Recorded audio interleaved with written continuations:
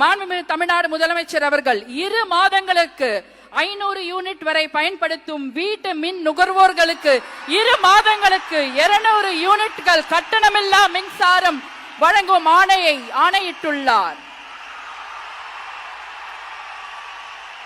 மாண்புமிகு தமிழ்நாடு முதலமைச்சர் அவர்கள் பெண்களின் பாதுகாப்பினை மேம்படுத்தும் பொருட்டு தடுப்பு மற்றும் பாதுகாப்பு யுத்திகளை முதன்மை மற்றும் ஒற்றை இலக்கை கொண்டு செயல்பட சிங்கப்பெண் சிறப்பு அதிரடி படையை உருவாக்குவதற்கு ஆணையிட்டுள்ளார்.